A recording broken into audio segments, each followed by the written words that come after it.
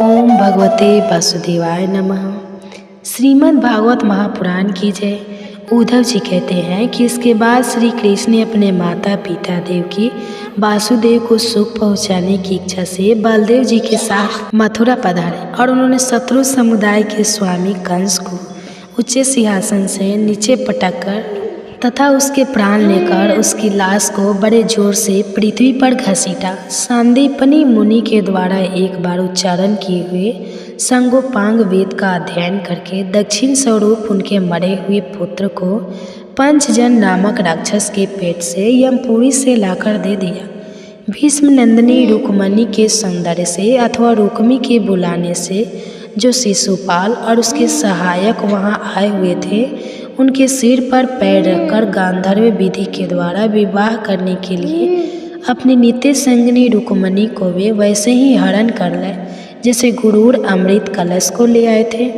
स्वयं वर ने 7 बिना नथे हुए बैलों को नाथ कर नाग न जीती सत्या से विवाह किया। इस प्रकार मान भंग हो जाने पर मूर्ख राजाओं ने शस्त्र उठाकर राजकुमारी को छीनना चाहा। तब भगवान श्री कृष्ण ने स्वयं बिना घायल हुए अपने शास्त्रों से उन्हें मार डाला। भगवान विषय पुरुषों की सी लीला करते हुए अपनी प्राण प्रिया सत्यभामा को प्रश्न करने की इच्छा से उनके लिए स्वर्ग से कल्प वृक्ष उखाड़ लाए। उस समय इंद्र ने क्रोध से अंधे होकर अपने सैनिक सहित उन पर आक्रमण कर दिया, क्योंकि वह निश्चय ही अपनी स्त्रियों की क्रीड़ा मृग बना हुआ है। अपने विशाल शरीर से आकाश को भी ढक देने वाले अपने पुत्र मासरंगा की तब उन्होंने भौमासुर से पुत्र भक्त दत्त को उसका बचा हुआ राज्य देकर उसके अंतःपुर में प्रवेश किया। वहाँ भौमा मासुर द्वारा हर कई लाई हुई बहुत सी राजी कन्याएं थीं। वे दीन बंधु श्री कृष्ण चंद्र को देखते ही खड़ी हो गई और सबने महान हर्ष लज्जा एवं प्रेम पूर्ण चितवन से तत्काल ही भगवान को पति रूप में वर्ण कर लिया। तब भगवान ने अपनी निज शक्ति योग माया से उन ललना के अनुरूप उतने ही रूप धारण कर उन सबका अलग अलग महलों में एक ही मुहूर्त में विधिवत पानी ग्रहण किया। अपनी लीला का विस्तार करने के लिए उन्होंने उनमें से प्रत्येक के गर्भ में सभी गुणों में अपने ही समान 101 पुत्र उत्पन्न किए। जब काल यवन जरासंध और साल्वाधि ने सभी सेनाओं से मथुरा और द्वारिकापुरी को घेरा था, तब भगवान ने निज जनों को अपनी अलौकिक शक्ति देकर उन्हें स्वयं मरवाया था। वे सोचने लगे, यदि द्रोण, भीष्म, अर्जुन और भीमसेन के द्वारा इन 18 अक्षम सेना का विपुल सहार हो भी गया तो इससे पृथ्वी का कितना भार हल्का हुआ। अभी तो मेरे अंश रूप प्रधुमन आदि के बल से बढ़े हुए यादव का दूस दल बना ही हुआ है। जब यह मधुपाल से मतवाले होकर लाल आंखें करके आपस में लड़ने लगेंगे तब उससे ही इनका नाश होगा। इसके सिवा और कोई उपाय नहीं है। असल में मेरे संकल्प करने पर यह स्वयं ही अंतर्ध्यान हो जाएंगे। यह सोचकर भगवान ने युधिष्ठिर को अपनी पैतृक राजगद्दी पर बैठाया और अपने सभी सगे संबंधियों को सत्पुरुष का मार्ग दिखाकर आनंदित किया। उत्तरा के उत्तर में जो अभिमन्यु ने पौरव वंश का बीज स्थापित किया था, वह भी अश्वत्थामा के ब्रह्मास्त्र से नष्ट हो चुका था, किंतु भगवान ने उसे बचा लिया।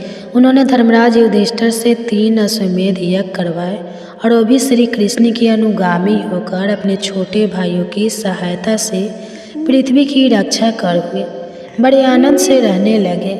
विश्वथामा श्री भगवान ने भी द्वारकापुरी में रहकर लोक और वेद की मर्यादा का पालन करते हुए सब प्रकार के भोग भोगे, किंतु सांख्य योग की स्थापना करने के लिए उनमें कभी आसक्त नहीं हुए। मधुर मुस्कान, स्नेहमयी वन, सुधामयी वाणी, निर्मल चरित्र तथा समस्त शोभा और सुंदरता के निवास अपने श्री विग्रह से लोक परलोक और विशेषतः यादव को आनंदित किया तथा रात्रि में अपनी प्रिया के साथ क्षणिक अनुराग युक्त होकर समायोजित विहार किया और इस प्रकार उन्हें भी सुख दिया। इस तरह बहुत वर्षों तक विहार करते करते उन्हें गृहस्थ आश्रम संबंधी भोग सामग्रियों से वैराग्य हो गया। यह भोग सामग्रियाँ ईश्वर के अधीन है और जीव भी उन्हीं के अधीन है। जब योगेश्वर भगवान श्री कृष्ण को ही उनसे वैराग्य हो गया, तब भक्ति योग के द्वारा उनका अनुगमन करने वाले भक्त तो उन पर विश्वास ही कैसे करेगा। एक बार द्वारिकापुरी में खेलते हुए यदुवंशी और भोजवंशी बालकों ने खेल खेल में कुछ मुनीश्वर को चिढ़ा दिया। तब यादव कुल का नासी भगवान को अभीष्ट है, यह समझकर उन ऋषियों ने बालकों को श्राप दे दिया। इसके कुछ ही महीने बाद भावी वश वृषभ भोज और अधंकवशी यादव बड़े हर्ष से रथों पर चढ़कर प्रभास क्षेत्र को गए। वहाँ स्नान करके उन्होंने उस तीर्थ के जल से पितर देवता और ऋषियों का तर्पण किया तथा ब्राह्मणों को श्रेष्ठ गाय दी। भागवत भक्ति से शुद्ध हृदय वाले विदुर जी उनके पास जा पहुँचे और उनके साधु स्वभाव से आप आयत होकर उन्होंने पूछा। विदुर जी ने कहा, भगवान, संसार में सब लोग सुख के लिए कर्म करते हैं, परंतु उनसे ना तो उन्हें सुख ही मिलता है और ना उनका दुख ही दूर होता है, बल्कि उससे भी उनके दुख की वृद्धि होती है। अतः इस विषय में क्या करना उचित है, या आप मुझे कृपा करके बतलाइए। जो लोग दुर्भाग्यवंश भगवान श्री कृष्ण के भूमुख, अधर्म परायण और अत्यंत दुखी हैं, उन पर कृपा करने के लिए आप जैसे भाग्यशाली भगवत भक्त संसार में विचर करते हैं। साधु शिरोमणि, आप मुझे उस शांतिप्रद साधन का उपदेश दीजिए जिसके अनुसार आराधना करने से भगवान अपने भक्तों के भक्ति पुत्र हृदय में आकर विराजमान हो जाते हैं और अपने स्वरूप का अपरोक्ष अनुभव कराने वाले सनातन ज्ञान प्रदान करते हैं। त्रिलोकी के नियंता और परम स्वतंत्र श्री हरि अवतार लेकर जो लीलाएं करते हैं, जिस प्रकार आज्ञा होकर भी उन्होंने कल्प के आरंभ में इस सृष्टि की रचना की, जिस प्रकार इसे स्थापित कर वे जगत के जीवों की जीविका का विधान करते हैं, फिर जिस प्रकार इसे अपने हृदय काश में लीन कर वृत्ति शून्य योग माया का आश्रय लेकर सहन, और जिस प्रकार वे योगेश्वर प्रभु एक होने पर भी इस ब्रह्मांड में अंतर्यामी रूप से अनुप्रेम होकर अनेकों रूपों में प्रकट होते हैं, वह सब रहस्य आप हमें समझाइए। ब्राह्मण, गौ और देवताओं के कल्याण के लिए जो अनेकों अवतार धारण करके लीला से ही नाना प्रकार के देव कर्म करते हैं, वे भी हमें सुनाइए। यशविनी के मुकुट मणि श्रीहरि की लीला अमृत का पान करते करते हमारा मन तृप्त नहीं होता। हमें यह भी सुनाइए कि उन समस्त लोकपतियों के स्वामी श्रीहरि ने इन लोगों को लोकपालों और लोक पर्वत से बाहर के भागों को, जिनमें इस सब प्रकार के प्राणियों के अधिकार अनुसार भिन्न भिन्न भेद प्रतीत हो रहे हैं, किन तत्वों से रचा है द्विज, और उन विश्वकर्ता स्वयंभू श्री नारायण ने अपनी प्रजा के स्वभाव, कर्म रूप और नामों के भेद की किस प्रकार रचना की है। भगवान, मैंने व्यास जी के मुख से उन नीच वर्ण के धर्म तो कई बार सुने हैं, किंतु अब श्री कृष्ण कथा अमृत के प्रभाव को छोड़कर अन्य सौलभ सुखदायक धर्मों से मेरा चित्त उब गया है। उन तीर्थपाद श्री हरि के गुणवान से तृप्त हो भी कौन सकता है। उनका तो नारद महात्मा गण भी आप जैसे साधु के समाज में कीर्तन करते हैं, तथा जब मनुष्य के प्रेम प्रवेश करते हैं तब उनके संसार चक्र में डालने वाली घर गृहस्थ की आसक्ति को काट डालते हैं। भगवान, आपके सखा मुनिवर कृष्ण द्वैपायन ने भी भगवान के गुणों का वर्णन करने की इच्छा से महाभारत रचा है। उसमें भी विशेष सुखों का उल्लेख करते हुए मनुष्य की बुद्धि को भगवान की कथाओं की लोक और लगाने का ही प्रयत्न किया गया है। यह भागवत कथा की रुचि श्रद्धालु पुरुष के हृदय में जब बढ़ने लगती है, तब अनन्य विषय से उसे विरक्त कर देती है। वह भगवत चरणों के निरंतर चिंतन से आनंद मग्न हो जाता है और उस पुरुष के सभी दुखों का तत्काल अंत हो जाता है। मुझे तो उस सोचनीय के भी सोचनीय अज्ञानी पुरुषों के लिए निरंतर खेद रहता है, जो आपने पिछले पापों के कारण श्री हरि की कथाओं से विमुख रखते हैं। हाय काल, भगवान उनके अमूल्य जीवन को काट रहे हैं और वे वाणी, देह और मन से व्यर्थ वाद विवाद, व्यर्थ चेष्टा और व्यर्थ चिंतन में लगे रहते हैं।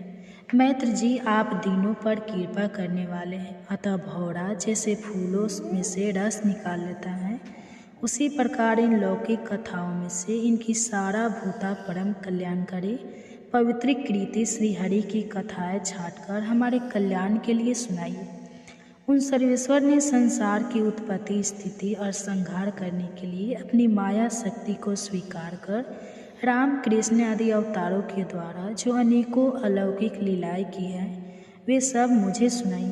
श्री सुखदेव जी कहते हैं, जब विदुर जी ने जीवों के कल्याण के लिए इस प्रकार प्रश्न किया, तब तो मुनि श्रेष्ठ भगवान मित्र जी ने उनकी बहुत बड़ाई करते हुए यहाँ कहा।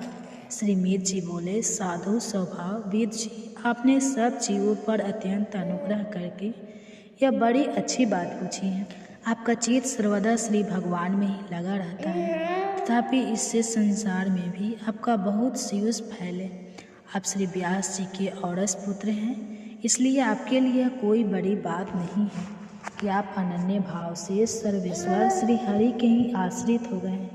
आप प्रजा को दंड देने वाले भगवान यमी हैं। मंडन ऋषि का साफ होने के कारण ही आपने श्री व्यास जी के वीर्य से उनके भाई विचित्र वीर्य की भोग पत्नी दासी के गर्भ से जन्म लिया था। आप सर्वदा ही श्री भगवान और उनके भक्तों को अत्यंत प्रिय हैं, इसलिए भगवान निज धाम पधार समय मुझे आपको ज्ञान उपदेश करने की आज्ञा दे गए हैं। इसलिए अब मैं जगत की उत्पत्ति, स्थिति और लय के लिए योग माया के द्वारा विस्तारित हुई भगवान की विभिन्न लीलाओं का क्रमशः वर्णन करता हूँ। सृष्टि रचना के पूर्व समस्त आत्माओं के आत्मा एक पूर्व परमात्मा ही थे। न दुष्ट था न दृश्य। सृष्टि काल में अनेक वृत्तियों के भेद से जो अनेकता दिखाई पड़ती है वह भी वही थे, क्योंकि इनकी इच्छा अकेले रहने की थी। वही दुष्टा होकर देखने लगे, परंतु उन्हें दृश्य दिखाई नहीं पड़ा, क्योंकि उस समय वही अद्वितीय रूप से प्रकाशित हो रहे थे। ऐसी अवस्था में वे अपने को असक्त के समान समझने लगे। वस्तुतः वे असक्त नहीं थे, क्योंकि उनकी शक्तियाँ ही सोई थी। उनके ज्ञान का लोप नहीं हुआ था। यह दृश्य और दृश्य का अनुसाधन करने वाली शक्ति ही कार्य कारण रूप माया है।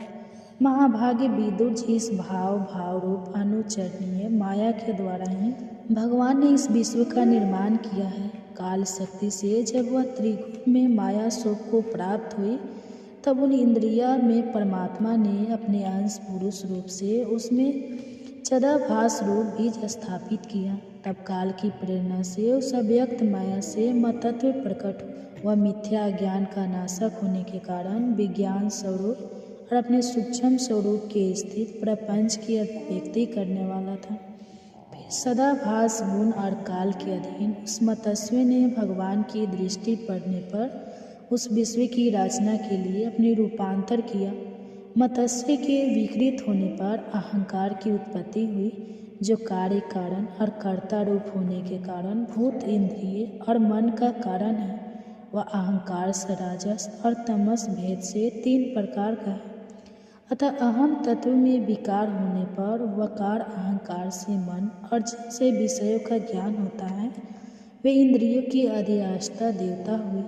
तेजक अहंकार से ज्ञान इंद्रिया और कामेंद्रिय हुए तथा तामस अहंकार से सूक्ष्म भूतों का कारण शब्द तन मात्र हुआ और उससे दृढ़शास्त्र रूप से आत्मा का बोध कराने वाला आकाश उत्पन्न हुआ।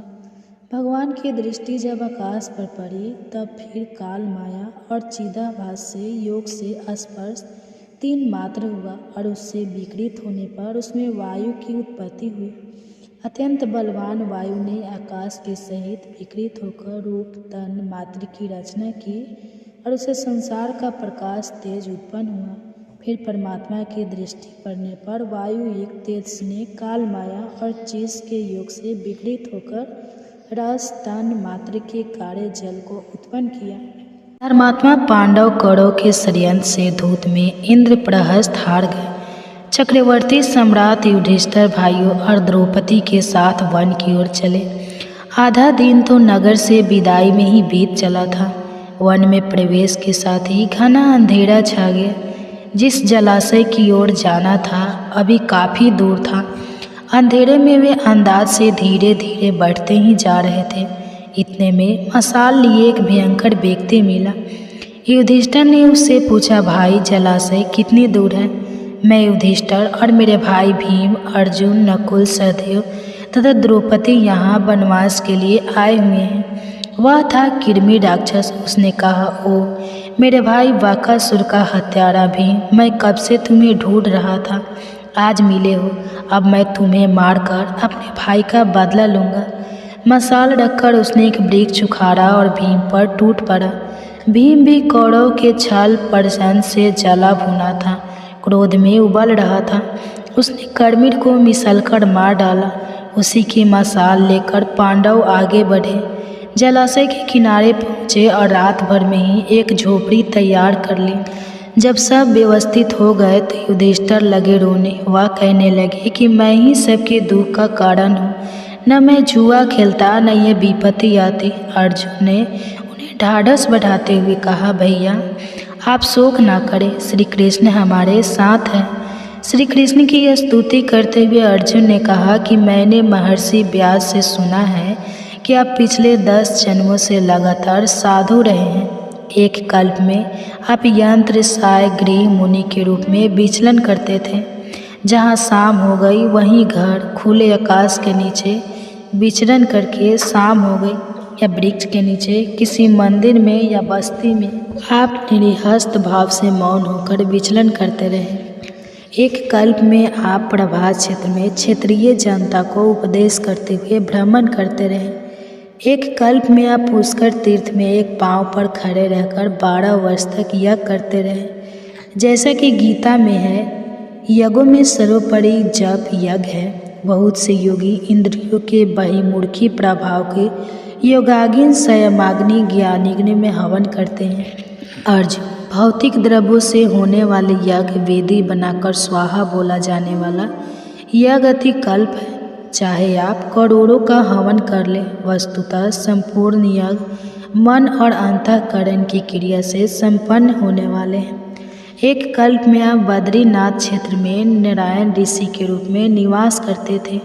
एक कल्प में आप ही विष्णु थे, भगवान भी कहलाए। एक कल्प में आपने वामन के रूप में अवतार लिया, लेकिन थे अधूरे। इस कल्प में परम तत्व का स्पर्श कर परम भाव में स्थित साक्षात परमात्मा आप हमारे साथ है, हमें आपका ही सहारा है। स्पष्ट है कि भगवान श्री कृष्ण अनेक जन्मों से साधना में लगे हुए महान योगेश्वर थे।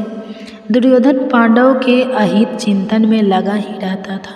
उन्हीं दिनों अपने क्रोध के लिए प्रसिद्ध तपोधन दुर्वासा हस्तिनापुर पधारे। वह आते ही बिगड़ पड़े, क्योंकि कुरुवंशियों तुम लोगों के अंदर कोई श्रद्धा दिखाई नहीं देती। दुर्योधन भुन भुनाया कि इस महात्मा ने तो नाक में दम कर रखा था। शकुनी बोला, नहीं भैया, ये महात्मा बड़े काम के होते हैं, श्राप तो इनकी नाक पर रहता है, इनकी अभ्यर्था करो। दुर्वासा बोले, यह क्या बड़बड़ कर रहा है? शकुनी ने कहा, भगवान यह कह रहा है कि हमारे भाई पांडव होते तो आज आपका दर्शन और सेवा कर धन्य हो जाते। वे लोग समीप के वन में हैं, उन्हीं के लिए यह दुखी है। दुर्वासा ने कहा, ओह, ऐसा भाई स्नेह देखकर हमें प्रसन्नता हुई। हम आज ही उन पर भी कृपा करेंगे। अपने शिष्य मंडली के साथ दुर्वासा वन में युधिष्ठिर की ओर चल पड़े। दुर्योधन बहुत खुश हुआ कि जंगल में साधनहीन पांडव अचानक इतने महात्माओं के भोजन की व्यवस्था कैसे कर पाएंगे, क्रोधी महर्षि के श्राप से कैसे बचेंगे। अब तो उनका विनाश निश्चित है। महर्षि को देखकर भाइयों सहित युधिष्ठिर ने प्रणाम किया। दुर्वासा ने कहा, राजन, हम स्नान संध्या कराते हैं, तब तक आप हमारे भोजन का प्रबंध करें। शिष्यों के साथ वह स्नान ध्यान के लिए चले गए। युधिष्ठिर ने द्रौपदी की ओर देखा।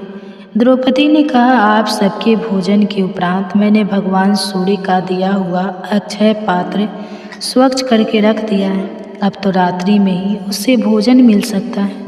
युधिष्ठिर ने कहा, तब तो महर्षि दुर्वासा के शाप से बचना असंभव है। संकट ही इस घड़ी में द्रौपदी ने भगवान श्री कृष्ण का स्मरण किया।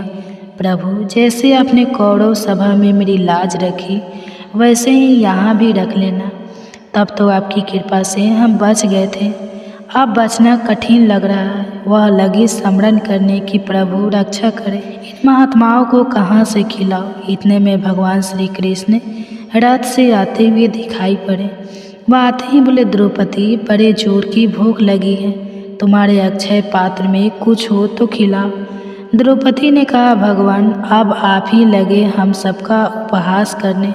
अक्षय पात्र तो मैंने स्वच्छ करके रख दिया है, अब उससे भोजन कैसे मिलेगा। भगवान ने कहा, अक्षय पात्र लाओ देखते हैं। उन्होंने देखा कोने में एक चावल पड़ा रह गया था। भगवान ने कहा, इतना बहुत है द्रौपदी, इससे तो सारी सृष्टि तृप्त हो जाएगी। कहते हुए उन्होंने उस चावल अपने मुख में डाल लिया। जलाशय में स्नान करते हुए महात्माओं को डकारे आने लगे। दुर्वासा ने शिष्यों से कहा, आज तो पेट कुछ अधिक ही भर लगता है। शिष्यों ने कहा, हाँ भगवान, भोजन के लिए तनिक भी जगह नहीं है। महर्षि ने कहा, युधिष्ठिर का भाई भीम बुलाने आता ही होगा, तो वहाँ क्या खाएंगे। ऐसा करते हैं, चलो निकल चले। वह शिष्य मंडली के साथ चुपचाप खिसक गए। विलम्ब होने पर युधिष्ठिर ने कहा, महात्मागण अभी आए नहीं। नकुल देखो तो। भगवान ने कहा, भैया रहने दे, वे विचरणशील महात्मा किसी अन्य के अतिथि हो गए होंगे। अब अपना कुशल क्षेम बतलाइए। भगवान ने उन्हें सांत्वना देते हुए कहा, राजन किसी परिस्थिति से घबराना नहीं चाहिए। यह वनवास भी आप सबका साधना पथ है, देखते नहीं हो मेरे जीवन में भी कितने उतार चढ़ाव है। पूतना, उघासुर, बकासुर, कंस मामा, तत्पश्चात जरासंध, जल यवन। अर्जुन ने कहा, केशव आप तो आप ही का आसरा है। भगवान ने उन सबको धैर्य बधाया और आगे बढ़ गए। इस कथानक में भी भगवान श्री कृष्ण का योगेश्वर विदित होता है। भगवत स्वरूप में स्थिति के पश्चात महापुरुषों के यहाँ यह व्यवस्था स्वत हुआ करती है। यही योगेश्वर के लक्षण है। भगवान श्री कृष्ण एक योगी थे।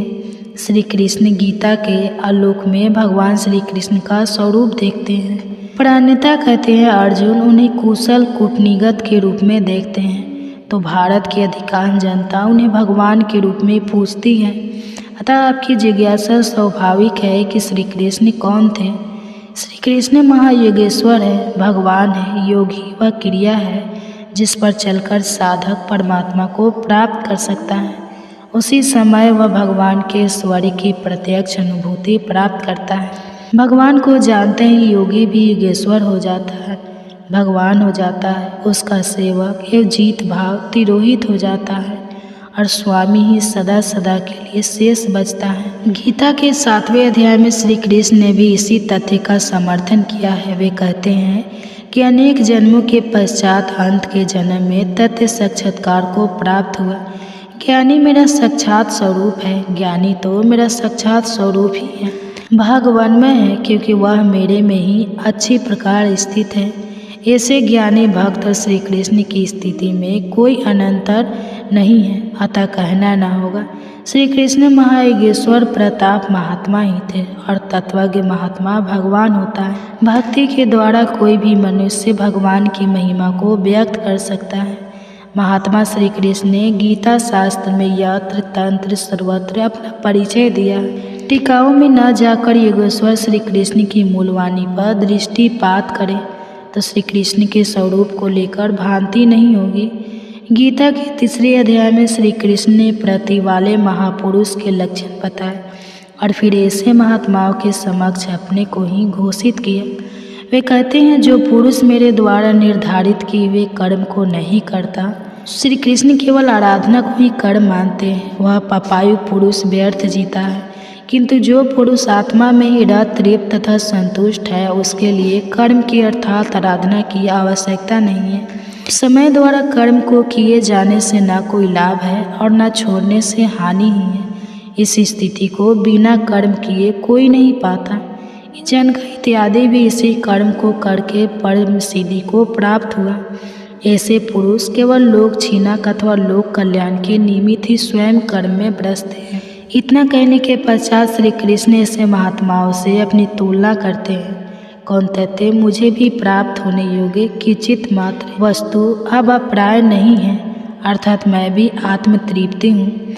महात्माओं की ही तरह मुझे भी अब कर्म करने की आवश्यकता नहीं है। फिर भी पिछले वालों के हित की इच्छा से मैं भाली प्रकार कर्म में बरतता हूँ। इस प्रकार श्री कृष्ण ने महापुरुषों से अपनी तुलना करते हुए संकेत किया कि वे भी भागवत स्वरूप को प्राप्त महापुरुष हैं। दूसरे अध्याय में श्री कृष्ण कहते हैं कि आत्मा अपरिवर्तनशील, न सूखने वाला, न जलने वाला, न गलने वाला, नित्य व्यापक, अचल और सनातन है। इसी आत्मा को साक्षात जानना ही सनातन धर्म है। किंतु ऐसी आत्मा सर्वे है जो खोजा जिसे जाए। श्री कृष्ण कहते हैं कि आत्मा को इन विभूतियों से युक्त तत्वदर्शियों ने देखा। साधारण लोगों को आत्मा के गुण धर्म दिखाई नहीं पड़ते। प्रायः शोक, संताप और मृत्यु का कारण इच्छा और रोग दोष की दिखाई पड़ते हैं। किंतु श्री कृष्ण आत्मा को उपरोक्त विभूतियों के साथ जानते हैं। सुखदेव जी ने महाराज परीक्षित को सुनाया था भागवत कथा। सर्वप्रथम सच्चिदानंद स्वरूप भगवान श्री कृष्ण को हम नमस्कार करते हैं, जो जगत की उत्पत्ति, स्थिति और विनाश के हेतु तथा आध्यात्मिक आदि, दैविक और आदि भौतिक तीनों प्रकार के ताप का नाश करने वाले हैं। जिस समय श्री सुखदेव जी का योग पवित्र संस्कार भी नहीं हुआ था तथा लौकिक वैदिक कर्मों के अनुष्ठान का अवसर भी नहीं आया था, तभी वे भगवान की प्रेरणा से संन्यास मार्ग को निकल पड़े। उस समय उन्हें अकेले ही संन्यास लेने के लिए घर से जाते देखकर उनके पिता व्यास जी विरह से कातर होकर पुकारने लगे, पुत्र पुत्र तुम कहाँ जा रहे हो। उस समय सुखदेव जी अपने वैराग्य ध्यान में तन्मय थे। उनके तन्मय होने के कारण उस समय वृक्षों ने श्री सुखदेव जी की ओर से उत्तर दिया था। ऐसे सर्वभूतेषु निवर शौनक जी ने नैमिष सारनाई क्षेत्र में विराजमान महामति सूत जी को नमस्कार करके उनसे पूछा कि हे महामुनि सूत जी, आपका ज्ञान अज्ञान के अंधकार को नष्ट करने के लिए करोड़ों सूर्य के समान है। आप हमारे कानों के लिए रसायन अमृत स्वरूप सार गर्भित कहिए। भक्ति, ज्ञान और वैराग्य से प्राप्त होने वाले महान विवेक की बुद्धि किस प्रकार होती है तथा वैष्णव लोग किस तरह इस महामोह से अपना पीछा छुड़ाते हैं। इस घोर कली काल में जीव प्रायः आसुरी स्वभाव के हो गए हैं। विविध कलेश से आक्रांत इन जीवों को शुद्ध अर्थात दैवीय शक्ति संपन्न बनाने का सर्वश्रेष्ठ उपाय क्या है। हे महामुनि सूत जी, आप हमें कोई ऐसा स्वास्थ्य साधन बताइए जो सबसे अधिक कल्याणकारी तथा पवित्र करने वालों में भी पवित्र हो तथा जो भगवान श्री कृष्ण की प्राप्ति करा दे। चिंतामणि केवल लौकिक सुख दे सकती है और कल्प वृक्ष अधिक से अधिक स्वर्गीय संपत्ति दे सकता है, परंतु गुरुदेव प्रसन्न होकर भगवान का योगी दुर्लभ नित्य वैकुंठ धाम दे देते हैं। सूत जी ने कहा, शौनक जी, तुम्हारे हृदय में भगवान का प्रेम है, इसलिए मैं विचार कर तुम्हें संपूर्ण सिद्धांतों का निष्कर्ष सुनाता हूँ, जो जन्म मृत्यु के भय का नाश कर देता है, जो भक्ति के प्रभाव को बढ़ाता है और भगवान श्री कृष्ण की प्रसन्नता का प्रधान कारण है। मैं तुम्हें वह साधन बतलाता हूँ, उसे सावधान होकर सुनो। श्री सुखदेव मुनि ने कलयुग में जीवों के काल रूपी सर्प के मुख का प्राप्त होने के त्रास का अंत्यातिक नाश करने के लिए श्रीमद् भागवत शास्त्र का प्रधान चुन किया। मन की शुद्धि के लिए इससे बढ़कर कोई साधन नहीं है। जब मनुष्य के जन्म जन्मांतर का पुण्य उदय होता है, तभी उसे इस भागवत शास्त्र की प्राप्ति होती है। सुखदेव मुनि राजा परीक्षित को यह कथा सुनाने के लिए सभा में विराजमान हुए। तब देवता लोग उनके पास अमृत का कलश लेकर आए। देवता अपना काम बनाने में बड़े कुशल होते हैं, अतः यहाँ अभी सबने सुखदेव मुनि को नमस्कार करके कहा, आप यह अमृत लेकर बदले में हमें कथा अमृत का दान दीजिए। कहा, आप यह अमृत लेकर बदले में हमें कथा अमृत का दान दीजिए। इस प्रकार परस्पर विनिमय अर्थात अदला बदली हो जाने पर राजा परीक्षित अमृत का पान करें और हम सब श्रीमद् भागवत स्वरूप कथा अमृत का पान करेंगे। इस संसार में कहाँ कांठ और कहाँ महामूत मणि तथा कहाँ सुधा और कहाँ कथा। श्री सुखदेव जी ने यह सोचकर उस समय देवताओं का प्रस्ताव अस्वीकार कर दिया। उन्हें शक्ति शून्य अर्थात कथा का अनाधिकारी जानकर कथा अमृत का दान नहीं किया। इस प्रकार ये श्रीमद् भागवत की कथा देवताओं को भी दुर्लभ है। पूर्व काल में श्रीमद् भागवत के श्रवण से ही राजा परीक्षित की मुक्ति देखकर ब्रह्मा जी को भी बड़ा आश्चर्य हुआ था। उन्होंने सत्यलोक में तराजू बांधकर सब साधनों को तोला। अन्य सभी साधन तोल में हल्के पड़ गए। महत्व के कारण भागवत ही सबसे भारी रहा। यह देखकर सभी ऋषियों को बड़ा विस्मय हुआ। उन्होंने कलयुग में इस भागवत रूप भागवत शास्त्र को ही पढ़ने और सुनने से तत्काल मोक्ष देने वाला निश्चित किया। सप्ताह विधि से श्रवण करने पर यह निश्चय भक्ति प्रदान करता है। पूर्व काल में इसे दयापरायण सनकादि ने देवर्षि नारद को सुनाया था। यद्यपि देवर्षि ने पहले ब्रह्मा जी के मुख से इसे श्रवण कर लिया था, तथापि सप्ताह श्रवण की विधि तो उन्हें सनका आदि ने ही बताई थी। शौनक जी ने पूछा, संसारिक प्रपंच से मुक्त एवं विचलन सब नारद जी का सनका आदि के साथ शिव कहाँ हुआ और विधि विधान के श्रवण में उनकी प्रीति कैसे हुई? सूत जी ने कहा, अब मैं तुम्हें वह भक्तिपूर्ण कथानक सुनाता हूँ जो श्री सुखदेव जी ने मुझे अपना अनन्य शिष्य जानकर एकांत में सुनाया था। एक दिन विशालापुरी में वे चारों निर्मल ऋषि सत्संग के लिए आए। वहाँ उन्होंने नारद जी को देखा। सनकादि ने पूछा, ब्रह्मा ऋषि, आपका मुख उदास क्यों हो रहा है? आप चिंता कैसे हैं? इतनी जल्दी जल्दी अब कहाँ जा रहे हैं और आपका आगमन कहाँ से हो रहा है? इस समय तो आप उस पुरुष के समान व्याकुल जान पड़ते हैं जिसका सारा धन लूट गया हो। आप जैसे आसक्ति रहित पुरुषों के लिए यह उचित नहीं है। इसका क्या कारण है? कृपया हमें बतलाइए। तब नारद जी ने कहा, मैं सर्वोत्तम लोक समझकर पृथ्वी में आया था। यहाँ पुष्कर, प्रयाग, काशी, गोदावरी, नासिक, हरिद्वार, कुरुक्षेत्र, श्रीरंग और सेतुबंध आदि कई तीर्थों में इधर उधर विचर रहा, किंतु मुझे कहीं भी मन को संतोष देने वाली शांति नहीं मिली। इस समय अधर्म के सहायक कलयुग ने सारी पृथ्वी को पीड़ित कर रखा। अब यहाँ सत्य, तप, शौच अर्थात बाहर भीतर की पवित्रता, दया, दान आदि कुछ भी नहीं है। बेचारे जीव केवल अपना पेट पालने में लगे हुए हैं। वह सत्यभाषी, आलसी, मंदबुद्धि, भाग्यहीन, उपद्रवग्रस्त हो गए। जो साधु संत कहे जाते हैं वे पूरे पाखंडी हो गए। देखने में तो वे वीरक है, किंतु स्त्री धन आदि सभी की लालसा करते हैं। लोभ के वशीभूत होकर लोग कन्या विक्रय करते हैं और स्त्री पुरुषों में कल मचा रहता है। महात्माओं के आश्रम, तीर्थ और नदियों पर यौनों अर्थात अधर्मों का अधिकार हो गया है।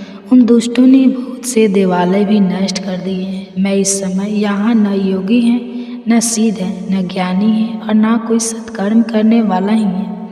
सारे साधन इस समय कली रूप दावानल से जलकर भस्म हो गए। इस कलयुग में सभी क्रय विक्रय में लगे हैं। ब्राह्मण लोग पैसा लेकर वेद पढ़ाते हैं और स्त्री पुरुष उपभव जलीय। सुनिए, वहाँ मैंने एक बड़ा आश्चर्य देखा। वहाँ एक युवती स्त्री खीन मन से बैठी थी। उसके पास दो वृद्ध पुरुष अचेत अवस्था में बड़े जोर जोर से सांस ले रहे थे। वह तरुणी उनकी सेवा करती हुई कभी उन्हें चेत कराने का प्रयास करती और कभी उनके आगे रोने लगती थी। वह अपने शरीर के रक्षक परमात्मा को दसों दिशाओं में देख रही थी। उसके चारों ओर सैकड़ों उसे पंखा झड़ रही थी और बार बार समझाती जाती थी। दूर से यह सब चरित्र देखकर मैं कौतूहलवश उसके पास चला गया। मुझे देखकर वह युवती खड़ी हो गई और बड़ी व्याकुल होकर कहने लगी, सुनिए महात्मा जी, क्षण भर यहाँ ठहर जाइए और मेरी चिंता को भी दूर कर दीजिए। ऐसा प्रतीत हो रहा है कि आपका दर्शन तो संसार के सभी पापों को सर्वथा नष्ट कर देने वाला है। आपके वचनों से मेरे दुख की भी बहुत कुछ शांति हो जाएगी, ऐसा मुझे अनुभव हो रहा है। मनुष्य का जब महान भाग्य होता है तभी आपके दर्शन हुआ करते हैं।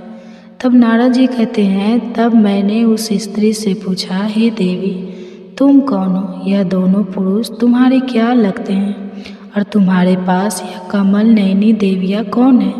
तुम हमें विस्तार से अपने दुख का कारण बताओ। युवती ने कहा, मेरा नाम भक्ति है। यह ज्ञान और वैराग्य नामक मेरे पुत्र हैं। समय के फेर से ही यह ऐसे जर्जर हो गए हैं और ये देवियाँ, गंगा जी आदि नदियाँ हैं, ये सब मेरी सेवा करने के लिए ही आई है। इस प्रकार साक्षात देवी के द्वारा सेवित होने पर भी मुझे सुख शांति नहीं है।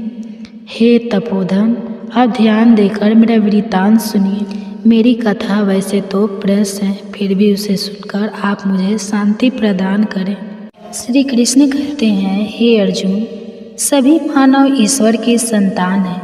मनुष्य मेरा विशुद्ध अंश है, उतना ही पावन जितना भगवान। दो भेदभाव, छुआछूत, कैसे सुख रहित क्षण भूकंप, किंतु दुर्लभ मानव तन को पाकर मेरा भजन कर, अर्थात भजन का अधिकार मनुष्य सिरधारी है। कृष्ण कहते हैं, हे अर्जुन, मनुष्य केवल दो प्रकार के हैं, देवता और असुर। जिसके हृदय में दैवी संपत्ति कार्य करती है वह देवता है, तथा जिसके हृदय में आसुरी संपद कार्य करती है वह असुर है। तीसरी कोई अन्य जाति सृष्टि में नहीं है। वास्तव में मनुष्य का स्वभाव इन्हीं दो प्रकारों का है। जैसी वृत्ति वैसा ही वह मनुष्य है। मुझे भजकर लोग स्वर्ग तक की कामना करते हैं, मैं उन्हें देता हूँ, अर्थात सब कुछ एक परमात्मा से सुलभ है। मांगना ही है तो भगवान से मांगो। इंद्र से स्वर्ग मांगोगे तो वह कदापि नहीं देगा। जब जब उसे लगा कि कोई महर्षि उसका पद लेना चाहता है तो उसने विघ्न ही डाला। किसी साधारण दुकानदार से मांगोगे तो वह बहुत देगा, मुट्ठी दो मुट्ठी देगा। जिस दिन उसकी गद्दी मांगोगे वह भगा देगा। लेकिन भगवान देते हैं तो अपनी भगवता ही दे देते हैं, फिर कुछ मांगने की आवश्यकता ही न रह जाती है। संपूर्ण पापियों से अधिक पाप करने वाला भी ज्ञान रूपी नौका द्वारा निसंदेह पार हो जाएगा। अतः भूल जाए कि हम पापी हैं, एकमात्र गीता के अनुसार साधना आरंभ भर कर दे। सब पाप समाप्त, गीता पाप का निवारण कर सहज शांति देती है। आत्मा के अधिपत्य में आचरण तत्व के अर्थ रूप मुझ परमात्मा का प्रत्यक्ष दर्शन ज्ञान है, और इसके अतिरिक्त जो कुछ भी है अज्ञान है। ईश्वर की प्रत्यक्ष जानकारी ही ज्ञान है, इसके अतिरिक्त सब व्यर्थ की बातें हैं। संसार में जीते खाते रहने से पहले की अर्जित जानकारियाँ मिटती जाती हैं, नई जानकारियाँ मिलती जाती हैं। जीवन यापन की व्यवस्था परिवर्तनशील है, ये लोक रीति है, ज्ञान नहीं। अत्यंत दुराचारी भी मेरा भजन करके शीघ्र ही धर्मात्मा हो जाता है एवं सदा रहने वाली सस्वावत शांति को प्राप्त कर लेता है। अतः धर्मात्मा वह है जो एक परमात्मा के प्रति समर्पित है, और भजन करने का अधिकार दुराचारी तक को है। अतः यह न सोचे कि क्या भगवान हम पर खुश होंगे। केवल श्रद्धा भाव से लग भर जाए, भगवान के प्यारे हो जाएंगे। इस आत्म दर्शन की क्रिया का सौला आचरण भी जन्म मरण के महान भय से उद्धार करने वाला होता है। भजन चिंतन का बीज भर पड़ गया तो माया में कोई ताकत नहीं कि उसको नष्ट कर दे। इस जन्म में जहाँ तक साधन हुआ है, अगले जन्म में उसी बुद्धि सहयोग को अनायास प्राप्त कर लेता है। साधना पूर्वता आगे चलने लगती है और दो एक जन्मों के पश्चाताप व्यक्ति वहीं पहुंच जाता है जिसका नाम परम गति है, परम धाम है। धर्म अपरिवर्तनशील है, अर्थात धर्म कभी बदलता नहीं और न ही उसमें संशोधन या सामयिक सुधार होता है। यह तो गीता को न जानने से लोग धर्म बदल गया, धर्म नष्ट हो गया कहते रहते हैं। धर्म का उतार चढ़ाव मन और बुद्धि के संयम पर निर्भर करता है, खान पान या रहन सहन पर नहीं। भगवान ने कहा, अर्जुन, ईश्वर सर्वभूताना व ईश्वर सभी भूत अर्थात मानव मात्र के हृदय में रहता है। जब भगवान इतना समीप रहते हैं तो हम देखते क्यों नहीं। माया रूपी यंत्र में आरूढ़ होकर भ्रमवश लोग भटकते ही रहते हैं, इसलिए नहीं देख पाते। ईश्वर हृदय में है तो शरण किसकी जाए, उन्हें ढूंढे कहाँ। अगले ही श्लोक में कहते हैं, संपूर्ण भाव से उस हृदयस्थ एवं परमात्मा की शरण में जाओ, जिससे कि कृपा से तू परम शांति शाश्वत परम धाम को प्राप्त होगा। और मनुष्य को चाहिए भी क्या, इसलिए भजन एक परमात्मा का ही करना चाहिए। जब ईश्वर हृदय में है तो बाहर तीर्थ यात्राओं में प्रतीकों में ढूंढने से वह कैसे मिलेगा। यह केवल आडंबिक श्राद्धा स्थली है। भगवान को खोजने की जगह सबका अपना अपना हृदय है और गीता के अनुसार खोजने का तरीका समर्पण के साथ भगवान का सुमिरन है। संपूर्ण इंद्रियों के व्यापार को, मन की चेष्टाओं को ज्ञान से प्रकाशित हुए आत्मा के संयम रूपी योगाग्नि में हवन करते हैं। यहाँ आग नहीं जलती, लेकिन जिस प्रकार आग में डालने से हर वस्तु भस्म हो जाती है, उसी प्रकार संयम भी अग्नि की तरह है, जिससे इंद्रियों का सारा बहिर्मुखी प्रभाव भस्म हो जाता है। यहाँ अग्नि एक उदाहरण मात्र है। आग जलाकर पूजा करने का कोई विधान गीता में नहीं बताया गया है। बहुत से योगी श्वास को प्रश्वास में हवन करते हैं और बहुत से प्रश्वास को श्वास में। इससे उन्नत अवस्था होने पर अन्य श्वास प्रश्वास की गति रोककर प्राणायाम हो जाते हैं। इस प्रकार योग साधना की विधि विशेष का नाम यज्ञ है। उस यज्ञ को कार्य रूप देना कर्म है। कर्म माने आराधना, कर्म माने चिंतन। इसके अतिरिक्त जो कुछ भी किया जाता है वह कर्म इसी लोक का बंधन है। इस प्रकार बहुत से यज्ञ जैसे श्वास का प्रश्वासन में हवन, प्रवास का श्वास में हवन, श्वास प्रश्वास का निरोध कर प्राणायाम के प्राणायाम होना इत्यादि यज्ञ जिस आचरण से पूर्ण होते हैं उस आचरण का नाम कर्म है। कर्म माने आराधना, कर्म माने चिंतन, योग साधना पद्धति का नाम यज्ञ है। इस यज्ञ को क्रियान्वित करना कर्म है। विक्रम का अर्थ विकल्प शून्य कर्म है। प्राप्ति के पश्चात महापुरुषों के कर्म विकल्प शून्य होते हैं। आत्मस्थित, आत्मतृप्त, आत्मकाम महापुरुषों के न तो कर्म करने से कोई लाभ है और न छोड़ने से कोई हानि ही है, फिर भी वे पीछे वालों के हित के लिए कर्म करते हैं। ऐसा कर्म विकल्प शून्य है, विशुद्ध है और यही कर्म विकर्म कहलाता है। यज्ञ करने वालों को दोबारा मनुष्य शरीर भी नहीं मिलता, अर्थात यज्ञ करने का अधिकार उन सबको है जिन्हें मनुष्य शरीर मिला है। अब दुनिया में आप चाहे जहाँ जन्मे हो, गीतोक्त साधनात्मक यज्ञ करने का अधिकार आप सबको भली प्रकार है। इसलिए आज से अभी से गीता में बताई हुई विधि से यज्ञ साधना कर सकते हैं, जिसका परिणाम है अमृत का भोजन। सनातन ब्रह्म में स्थिति का मिलना है। अनन्य भक्ति के द्वारा मैं प्रत्यक्ष देखने, जानने तथा प्रवेश के लिए भी सुलभ हूँ, अर्थात भगवान को देखा जा सकता है।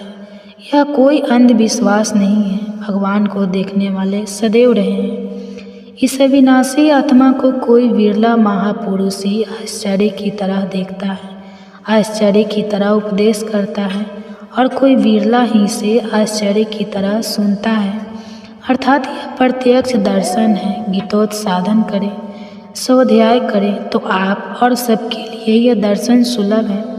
यह आत्मा सर्वव्यापक, अचल, स्थिर रहने वाला और सनातन है। आत्मा ही सत्य है। यदि उस सनातन के प्रति हम श्रद्धावान नहीं हैं तो अभी हम सनातन धर्मी नहीं हैं। सनातन धर्म के लिए यदि विकल्प है तो प्रत्याशी अवश्य है। ब्रह्मा और उसमें निर्मित सृष्टि, देवता और दानव दुखों की खानी, क्षण भंगुर और नश्वर है। इनमें से कहीं पूजा करना आरंभ की तो आप नश्वर की पूजा कर रहे हैं। अतः पूजा एक परमात्मा की करनी चाहिए। कामनाओं से जिनकी बुद्धि आक्रांत है, ऐसे मंद बुद्धि की परमात्मा के अतिरिक्त अन्य देवताओं की पूजा करते हैं।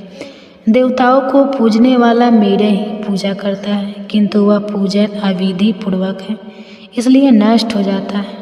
अपनी समझ से तो आदमी सर्वशक्तिमान को ही ढूंढ रहा है, उसे विधि नहीं मालूम है, अविधि पूर्वक है, इसलिए उसका पूजन व्यर्थ चला जाता है, वह नष्ट हो जाता है। भगवान ने कहा, अर्जुन, यह पुरुष श्रद्धामय है। ऐसा कोई पुरुष नहीं है जिसमें श्रद्धा न हो। यही कारण है कि शास्त्र विधि को त्याग कर भजने वाले सात्विकी श्रद्धा वाले देवताओं को, राजस पुरुष यक्ष राक्षसों को और तामस पुरुष भूत प्रेतों को पूजते हैं। किंतु वे शारीरिक रूप से स्थित भूत समुदाय और अंतर्यामी रूप में स्थित मुझ परमात्मा को क्रीस करने वाले हैं। उनको तू असुर जान, अर्थात देवताओं को पूजने वाले भी असुरी वृत्ति के अंतर्गत हैं। इन सबको असुर ही समझो। अ माने नहीं, सुर माने देव, अर्थात वे परम देव परमात्मा के देवत्व से वर्णित हैं। उन्हें परमात्मा के विपरीत दिशा वाला समझो। इतना ही आशय है। असुर का मतलब यह नहीं कि लंबे लंबे दांतों या बड़ी सींगों वाले कोई विचित्र जीव होते होंगे जो यज्ञ की नियत विधि छोड़ कल्पित विधियों से यजन करते हैं। वे ही क्रूर कर्मी पापाचारी तथा मनुष्य के अधर्म हैं। अन्य कोई अधम नहीं है, साधना है नहीं, और कहते हैं कि यही साधना है। ऐसे दंभाचारी ही आधम है। गीता प्रत्यक्षदर्शी महापुरुष इस पद को अविनाशी कहते हैं। वितराग महात्मा जिसमें प्रवेश के लिए यत्नशील रहते हैं, जिसे चाहने वाले ब्रह्मचर्य आदि कठोर व्रतों का पालन करते हैं, वह पद मैं तुझे संक्षेप से कहूँगा। इंद्रियों के संपूर्ण दरवाजों को संयमित कर, मन को हृदय देश में स्थिर कर, योग विधि से अंतःकरण के व्यापार को निरुद्ध कर, जो पुरुष जो अक्षय ब्रह्मा का परिचायक है, इसका जप तथा मुझ एक परमात्मा का ध्यान करते हुए दोहाध्यास का त्याग कर जाता है, वह परम गति को प्राप्त हो जाता है।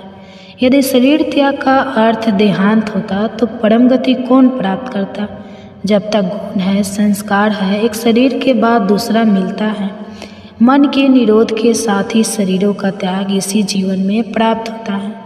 गीता का प्रथम प्रश्न धर्म है। अर्जुन, कुल धर्म, जाति धर्म इत्यादि के विनाश की आशंका से व्यर्थित था, किंतु भगवान ने समाधान करते हुए कहा, अर्जुन, अस्त वस्तु का अस्तित्व नहीं है और सत का तीनों कालों में अभाव नहीं है।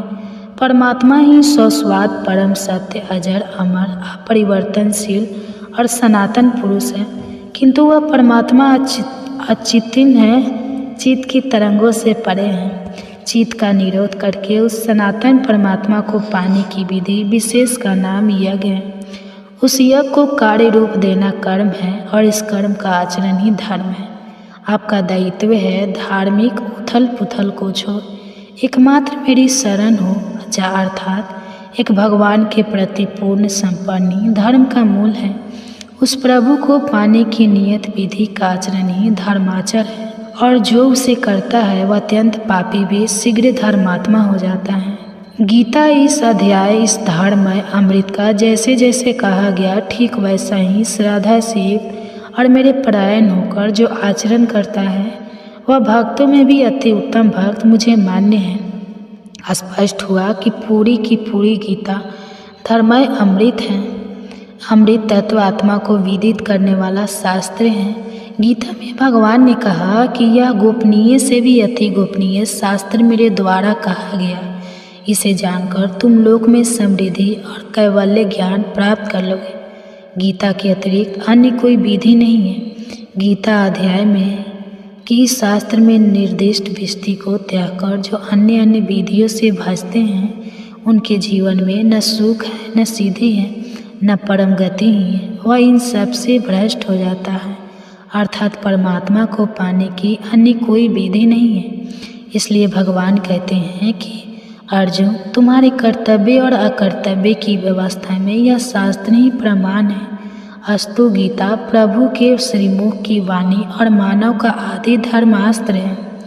इस अविनाशी ब्रह्मा का, अमृत का, शाश्वत धर्म का और अखंड एकरस आनंद का मैं ही आश्रय हूँ, अर्थात परमात्मा स्थित सद्गुरु ही इन सबका आश्रय है। गीता के अनुसार आयु, बुद्धि, बल, आरोग्य, सुख और प्रीति को बढ़ाने वाला, रसिक, चिकना और स्थिर रहने वाला, स्वभाव से प्रिय लगने वाला भोज्य पदार्थ सात्विक पुरुष को प्रिय होता है। कड़वे, खट्टे, अधिक नमकीन, अत्यंत गर्म, तीखे, रूखे, अहंकार, दुख, चिंता, तथा रोगों से उत्पन्न करने वाले आहार राजसी पुरुष को प्रिय होते हैं। देर का बना हुआ रस रहित अर्थात शरीर को जिन रसों की आवश्यकता है उनसे रहित दुर्गंध युक्त बासी उच्छिष्ट अर्थात जूठा और अपवित्र भोजन तामसी पुरुष को प्रिय होता है। अतः भोजन के लिए कहीं किसी खाद्य पदार्थ को उचित अनुचित कहने की आवश्यकता नहीं है। जलवायु परिवेश तथा देश काल के अनुसार जो भोजन उपलब्ध हो, स्वभाव को प्रिय तथा जीवन शक्ति प्रदान करने वाला हो, वही उचित है। वस्तु सात्विकी राजसी या तामसी नहीं होती, उसका प्रयोग सात्विकी राजसी अथवा तामसी होता है। साधन परायण पुरुष के लिए गीता का निर्देश है कि उचित आहार आवश्यक शारीरिक परिश्रम कर्म अर्थात नियत कर्म रचना में भरपूर समय देना, यथोचित शयन एवं जागरण आवश्यक है। महापुरुषों के भोजन की व्यवस्था भगवान